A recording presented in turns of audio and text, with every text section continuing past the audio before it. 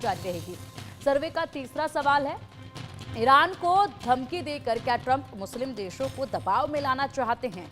इसमें 70% लोगों का कहना है कि हाँ ऐसा ही है, वो मुस्लिम देशों को दबाव में लाना चाहते हैं। 27% लोगों का कहना है कि नहीं ऐसा नहीं है। 3% लोगों का कहना है इसमें कुछ भी कहा नहीं जा सकता है। सर्वे में एक और सवाल पूछा गया, क्या ईरान को ट्रंप की धमकी भड़काने वाली है? तो इसमें 63% लोगों का कहना है कि हाँ ऐसा ही है। 32% लोगों का कहना है कि ऐसा नहीं है। 5% लोगों का कहना है कि इसमें कुछ भी कहा नहीं जा सकता है। बंसल सर, क्या ये कोई दबाव बनाने के लिए धमकी दी गई है? जिस तरीके से सर्वे का सवाल है कि ये धमकी कुछ मुस्लिम देशों को दबाने की कोशिश के तौर पर भी देखी जा रही है। देखिए, ये तो कोई मतलब ही नहीं बनता कि मुस्लिम देशों को धमकाने की कोशिश की जा रही है। ऐसा कुछ भी नहीं है। ये बिल्कुल बेबुनियाद है। कारण उसका ये है कि अमेरिका तो उल्टा चाहता है कि जो देश हैं, उसके अलीज देश हैं, सऊदी अरबिया एक बहुत मेन देश है, यूएई है, और बहुत सारे ऐसे कंट्री हैं जिनके साथ में वो अपने संबंध बना के अच्छे रखना चाहते हैं। ओमान के साथ में उनके अच्छे संबंध है, मिस्र के साथ में अच्छे संबंध है, और जो है जॉर्डन के साथ में अच्छे संबंध है। तो वो ऐसी इस प्रकार की कोई दबाव बनाने की और उससे कोई अचीव भी, उनका तो एक फिक्स टारगेट ये है कि अमेरिका का और इसराइल का कहना है कि हम ईरान को न्यूक्लियर वेपन नहीं बनाने दें। हम्म। बल्कि इस चीज को तो जो है सऊदी अरबिया भी चाहेगा कि ईरान न्यूक्लियर वेपन ना बनाए। तो हम्म। इसलिए उनके ऊपर कोई धमकी है नहीं कि हम्म। उनके उनके हम्म। ऊपर कोई धमकी की बात है। हम्म। और दूसरा आपका था एक सवाल, वो भी जरा बता दीजिए, रिपीट कर दीजिए, मैं भूल गया उसके बारे में क्या जवाब ईरान देने को के। ट्रंप की धमकी भड़काने वाली है?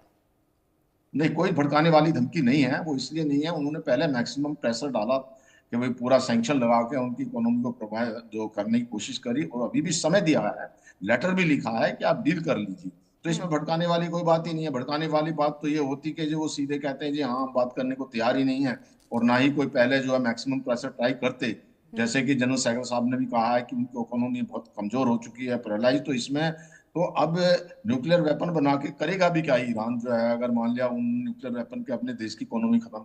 और न्यूक्लियर वेपन में बार बार ये कहता हूं कि न्यूक्लियर वेपन तो 90 तो जो इसराइल के पास में है, और किम के पास में भी है, और सारे वर्ल्ड के पास में है। और 3 साल से जो है, जो पुतिन भी ये थ्रेट दे रहा है कि मैं न्यूक्लियर वेपन यूज कर लूंगा, मेरे ऊपर में अटैक हुआ तो अब अटैक हो गया। पहले क्रीमिया के अंदर हुआ, फिर बेलग्रोड, फिर जो है कुस्क में हुआ, बेलग्रोड में हुआ, कोई न्यूक्लियर वेपन आज तक यूज हुआ नहीं है। तो ये तो हम्म। एक धमकाने वाली और उस वाली बात है। इससे कोई फायदा नहीं है कि आप न्यूक्लियर वेपन बनाने के चक्कर में अपने देश को बर्बाद कर दें। तो वो कोई अच्छी बात नहीं है। और जहां तक सवाल रहा इसका कि भाई हाँ, जो जितने भी कंट्रीज जिनके पास में न्यूक्लियर वेपन है, इन्होंने जो एनपीटी, नॉन प्रोलिफरेशन ट्रीटी, और सीटीबीटी लगाई थी, कंप्रीहेंसिव बैन ट्रीटी, तो ये दूसरे देशों के ऊपर लगाई, और अपने आप तो ये करते रहे हैं। अभी जब मर्जी होती है तो रशिया भी तोड़ देता है कि भाई हाँ मैं भी न्यूक्लियर वेपन्स का टेस्ट करूंगा, और अमेरिका भी तोड़ देता है।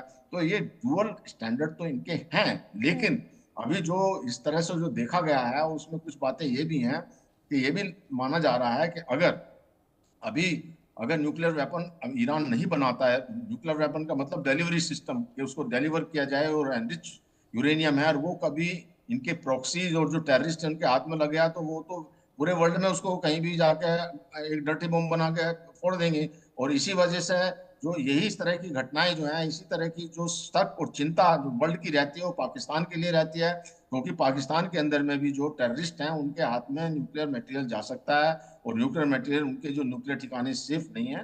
तो इस तरह की घटनाओं को देखते हुए अभी जो है, हम्म। जो ठीक पूरे है। वर्ल्ड के और ईरान के हक में यही है कि हम्म। इसको संधि से निपटा लिया जाए, और न्यूक्लियर प्रोग्राम को या हम्म। पीसफुल तक ही रखें, उसमें कोई वेपन बनाने की बात ना करें। जी बिल्कुल बिल्कुल। बिल्कुल बंसल सर। सैगल सर, जिस तरीके से बंसल सर भी कहते हैं कि बेहतरी इसी में है कि सहमति से इस पूरे मुद्दे को जो है निपटा लिया जाए, किस पर आपको सबसे ज़्यादा उम्मीदें लगती हैं कि कहीं से सहमति अगर बनती है तो कौन सा वो रास्ता होगा जहां से ये सहमति बन सकती है, बातचीत हो सकती है? क्योंकि अभी तक तो बातचीत करने के लिए भी तैयार नहीं हो रहे हैं।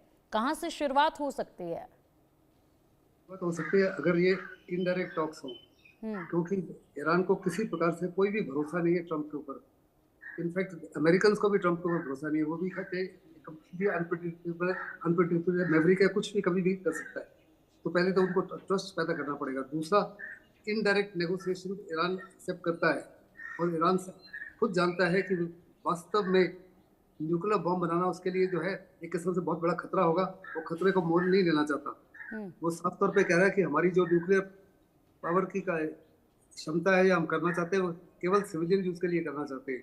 लेकिन जहाँ तक वेस्ट का ताल्लुक है, खास करके अमेरिका और इसराइल का ताल्लुक है, उनको लगता है कि जो न्यूक्लियर पावर बनाना चाहते हैं, इसको निगाह में रखते हुए कि जो बार बार उसको इसराइल से धमकी आती है, बार बार जो अमेरिका से धमकी आती है, अमेरिका और इसराइल उसको धमकी ना दे सके, क्योंकि किसी प्रकार से किसी न्यूक्लियर वेपन नेशन ने किसी दूसरे न्यूक्लियर वेपन नेशन के ऊपर कोई धमकी नहीं दी, ना कोई हमला किया है सेकेंड वर्ल्ड वॉर के बाद में, और ना ही कोई करेगा। क्योंकि अगर कल अमेरिका समझ लो तेहरान को ब्लो ऑफ कर देता है और तेहरान के पास काबिलियत आ जाती है आईसीबीएम की कि वो न्यूयॉर्क को बर्बाद कर सकते हैं, क्या कोई भी अमेरिकन एडमिनिस्ट्रेशन ये रिस्क लेने के लिए तैयार होगी? मुझे पक्का लगता है कि बातचीत के अलावा कोई और ऑप्शन नहीं है, और बातचीत सक्सेसफुल हो सकती है अगर अमेरिका की तरफ से धमकियां बंद हो। There is a way of reaching out to the other person. आप उसके ईगो को हर्ट कर रहे हो। आज ही का दिन है जब 46 इयर्स पहले ईरान एक रिपब्लिक बना था, और बजाय उसके सेलिब्रेट करने के लिए आप इस प्रकार की धमकियां दे रहे हैं कि आपको हम 2 महीने का समय देते हैं, अगर 2 महीने के अंदर आपने न्यूक्लियर डील ना साइन की, जो वो डील जो अमेरिका चाहता है, तो हम आपको इतने ज्यादा बॉम्बिंग करेंगे जो आपके आज तक नहीं हुई। ये तो एक किस्म से बहुत बड़ी धमकी है, और वास्तव में अमेरिका धमकी दे रहा है और उसी से भड़का रहा है, और उसी भड़कने की वजह से ईरान ने अपने सारे मिसाइल्स को डिप्लॉय कर दिया है कि अगर गलती से भी आपने ऊपर हमला किया तो हम भी आपको बहुत बड़ा नुकसान पहुंचा सकते हैं। वास्तव में अमेरिका का जो जमावड़ा है रेड सी में, उसमें कम से कम 25 to 30% उनके जो जहाज हैं वो 100% नष्ट हो जाएंगे, डूब जाएंगे। और स्ट्रेट ऑफ हॉर्मुज जिसके ऊपर बड़ी जबरदस्त डिपेंडेंसी है एनर्जी एक्सपोर्ट के लिए, वो पूरे सऊदी अरेबिया की भी डिपेंडेंसी है, इराक की भी डिपेंडेंसी है, ईरान की भी, उसको बंद कर देंगे, जिससे पूरी दुनिया में हाहाकार मच जाएगा। ईरान से बहुत बड़े पैमाने पर तेल खरीदता है चाइना 80 to 85%, जापान, कुछ हद तक इंडिया भी। स्ट्रेट ऑफ हॉर्मुज को अगर वो ब्लॉक कर देते हैं तो सारों के जितने भी और यूरोपियन नेशन सबके पास ऑयल जाना बंद हो जाएगा। और बीच में स्ट्रेट ऑफ हॉर्मुज जो है वैसे तो 40 किलोमीटर बीच है, लेकिन बीच में नैरो पैसेज है जो जस्ट 2 किलोमीटर वाइड है, 2 से 3 किलोमीटर, उसमें वो अपने ही जहाज डुबो के उसको बंद कर सकते हैं। ऐसे में हिंदुस्तान के अलावा पूरी दुनिया में बहुत बड़ी प्रॉब्लम्स आ जाएंगी। बिल्कुल जाहिर सी बात है सर, और बड़ी मुसीबतों की तरफ एक बड़ा इशारा भी इसको माना जा सकता है। बंसल सर, सेकेंडरी टैरिफ को लेकर भी डोनाल्ड ट्रंप ने कहा है, टैरिफ जिसको लेकर जब दोबारा सत्ता में डोनाल्ड ट्रंप आए तो उसके बाद काफ़ी सख्ती उन्होंने दिखाई है। केवल अब ईरान ही नहीं, इससे पहले भी आपने देखा होगा कई देशों पर यह सख्ती उन्होंने दिखाई है। टैरिफ को लेकर यहाँ पर भी धमकी दी गई है सेकेंडरी टैरिफ लगाने के लिए।